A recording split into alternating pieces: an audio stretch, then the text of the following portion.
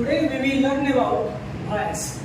Voice में दो type होता है, एक होता है एक्टिव वॉइस और दूसरा होता है पैसिव वॉइस। एक्टिव वॉइस और पैसिव वॉइस, एक होता है एक्टिव वॉइस और सेकंड होता है पैसिव वॉइस। एक्टिव वॉइस और पैसिव वॉइस, तो जनरली जो आपका क्वेश्चन होता है वो एक्टिव फॉर्म में दिया हुआ रहता है और उसको पैसिव फॉर्म में हम कन्वर्ट करके और बनाते हैं। और अगर पैसिव फॉर्म में पहले से क्वेश्चन दिया हुआ हो तो फिर उसको एक्टिव फॉर्म में बनाएंगे। सिंपल वे में उसको ऐसे समझिए कि एक्टिव फॉर्म जो होता है सेंटेंस का वो डायरेक्ट होता है और पैसिव फॉर्म जो होता है सेंटेंस का वो इनडायरेक्ट होता है। ठीक है, तो हम स्टार्ट करेंगे प्रेजेंट इंडिफिनिट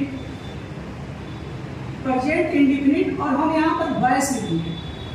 देखिए यहाँ पर प्रेजेंट इंडिफिनिट अगर टेंस भी लिखा हुआ हो तो भी आपका सेम चीज है।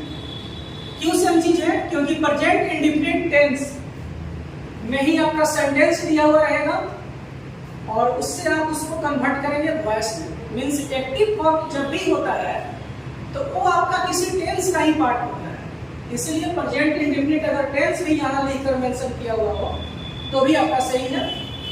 समझेंगे उसको ऐसे हम बेसिक तो हम बता ही चुके हैं आप लोग को। और डायरेक्ट स्ट्रक्चर पर हम आते हैं।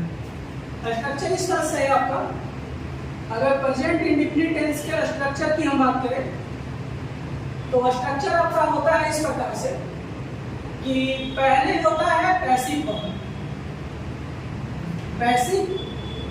फॉर्म। पैसिव फॉर्म आपका पहले होता है, फिर होता है इज, एम होता है, आर होता है और भी थ्री होता है और फिर होता है आपका बाई और प्लस होता है एक्टिव फॉर्म। इतना चीज होता है। अब देखिए इसमें होता है क्या कि जो V3 होता है वो नो चेंज होता है। किसी भी वर्ब के फॉर्म में आपका V3 यूज होता है, किसी भी वर्ब के फॉर्म में V3 यूज होता है। और एक होता है नो चेंज आपका बाई। ये भी कोई भी वॉइस हो आपका दो चीज वर्ब का थर्ड फॉर्म और यहाँ बाई वो नो चेंज होता है, वो सब में यूज होता है। अब अकॉर्डिंग टू सेंटेंस हम यूज करते हैं इस वर्ब का इज, एम, आर। आपका सेंटेंस क्या है उसके अकॉर्डिंग। और आ गया ये पैसिव फॉर्म और ये एक्टिव फॉर्म। याद कुछ भी नहीं करना है, सिर्फ समझना है और पूरा क्वेश्चन बनेगा आपसे। पैसिव फॉर्म और एक्टिव फॉर्म, इसको हम कन्वर्ट कैसे करते हैं तो एक एग्जांपल देंगे तो ज्यादा क्लियर होगा। एग्जांपल में कुछ भी हो जाएगा आपका। तो एग्जांपल हम ले लेंगे कि मोहन प्लेज क्रिकेट। एग्जांपल हम ले लिए। और यहाँ पर मोहन क्या है? मोहन आपका एक्टिव फॉर्म है, ठीक है। और मोहन और क्या है? तो मोहन सब्जेक्ट है आपका। क्या है? सब्जेक्ट है। और ये है आपका वर्ब और ये है आपका ऑब्जेक्ट, ठीक है।